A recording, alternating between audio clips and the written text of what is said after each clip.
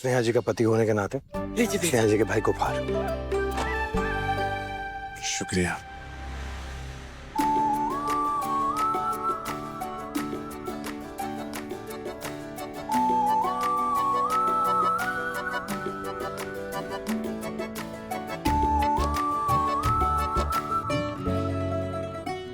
जीती रहो।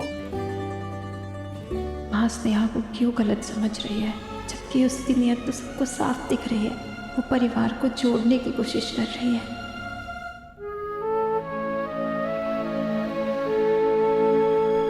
क्या बात है,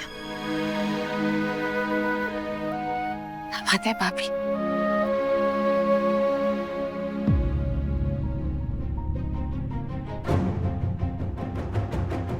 खुश रहो।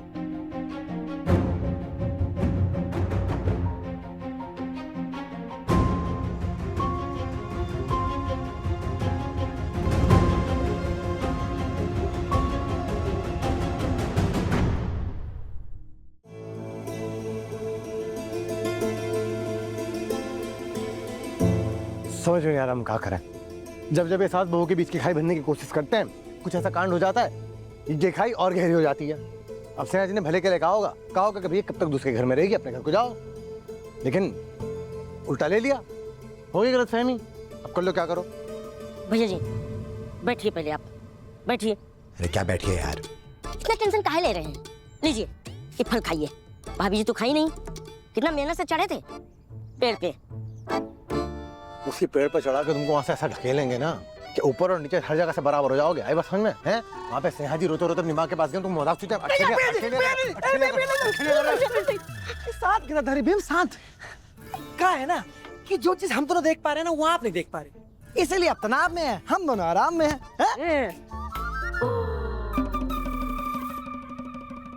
उस पेड़ पर चढ़ के तुमने ऐसा क्या उखाड़ लिया कि तुमको इतना दूर का दिखने लगा है? बस दिव्य चक्षु खुल के तुम दोनों के ब्रह्म ज्ञान की प्राप्ति हो गई। तुमको क्या हो गया? बता, बोलना शुरू करो। मेरी बात सुन। क्या है ना कि आप इस घटना पे मत जाइए, इस घटना के पीछे जो गहराई है, जो मकसद है, उस पे जाइए। हाँ, भाभी जी पूर्वी को अपनी जिंदगी में आगे बढ़ने की सलाह क्यों दी? अरे भला चाहती हूँ, उसका ऐसे बोली होंगी। और अपना भी। हाँ, पुजारी की दादी कहा करती थी, जो औरत अपने पति के प्रेम में होती है, वो किसी और औरत को अपने रास्ते में बर्दाश्त नहीं कर सकती।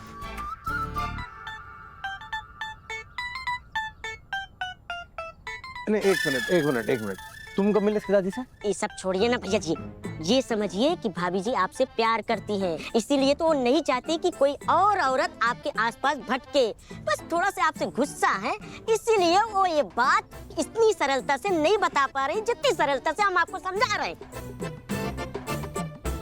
अब ऐसे बात में तुम्हारी दम तो है। हाँ मतलब ये तो हम सोचेंगे। हाँ, तो अमरूद खाइए और सोचिए। भाभी जी ऐसे ही अनोखे ढंग से अपना प्यार दिखाती हैं। भैया जी एक कहावत है, समझदार के लिए इशारा, बच्चों के लिए गुब्बारा और भूखों के लिए छुहारा। अरे क्या बात है।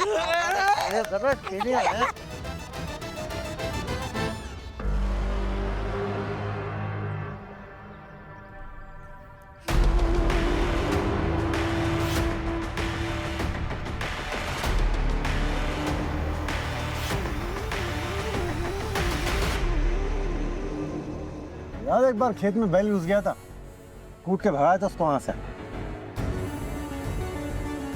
हाँ, लेकिन दोबारा फिर से खेत में घुस गया था। कहा कि बैल को सबक तब तक ही याद रहता है जब तक उसके बदन में दर्द रहे। इस बैल बुद्धि का भी यही हाल है, दर्द देना पड़ेगा वापस से बहुत जल्द। माँ से तो इसके बारे में बाद में बात करेंगे। गंगा माई को संभालना हमारी जिम्मेदारी है। इतना कुछ पहले सहा उन्होंने ढाबे पे, और अब ये। माइक पर गेट तो खोलिए, बताइए तो क्या हुआ है? क्या हुआ है मौसी? माँ सोनी माँ कहाँ है? वहाँ पर क्या हुआ है? माँ जब से वहाँ से आई उन्होंने अपने आप को कमरे में बंद किया हुआ है। माँ प्लीज, माँ दिव्या, माँ अपने आप को अंदर काहे बंद की? माँ आपको ठाकुराइन दुर्गावती जी ने जो बताया ना वो पूरा सच नहीं है। आप हमारी बात तो सुनिए।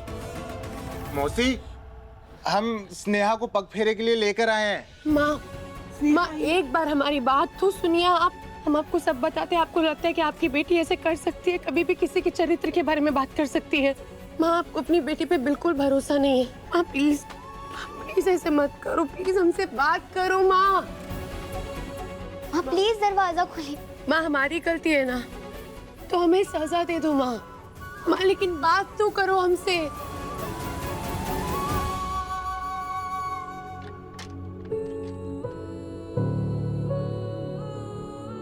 हाँ एक बार हमारी बात तो सुन लेते, हम क्या कहना चाह रहे थे आपसे। आप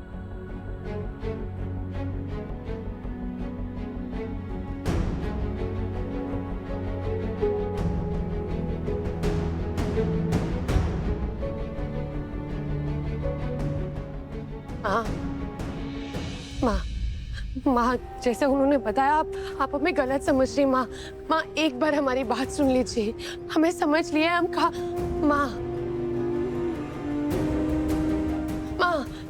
माँ प्लीज हम आपको सब कुछ बताते हैं हमने क्यों किया कि माँ आप हमारी बात तो सुनिए कम से कम। बेटा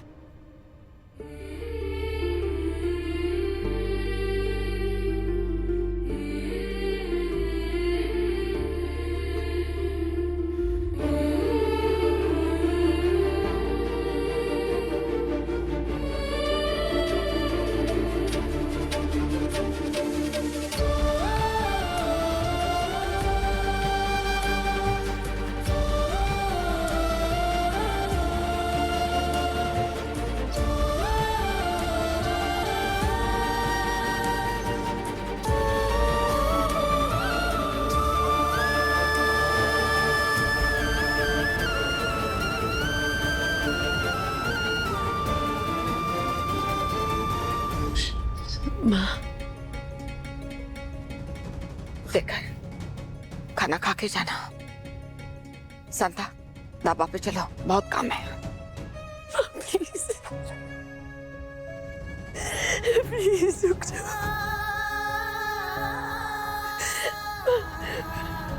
आपको हमारी कसम है, एक बार बात सुन लो प्लीज।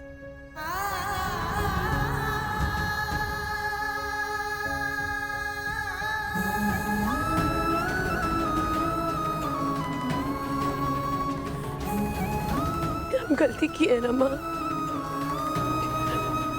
हमको मार लो, हमको डांट लो, मार लो, चिल्ला लो।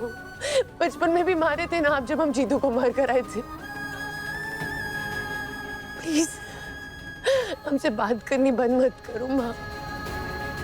जितनी भी गलतफहमियां होती है, मतभेद होते हैं, बात करने से खत्म होते हैं। अब बात करनी बंद कर दोगे तो सब खत्म हो जाएगा माँ। हम जानते हैं लोगों को हम गलत लगते हैं और हमें फर्क नहीं पड़ता माँ। लोगों को जो समझना है समझे, लेकिन जब हमारी माँ ही हमें गलत समझेगी तो हम टूट जाएंगे माँ। हम मानते हैं हमने गलती की है, आप हमें सजा दीजिए, लीजिए।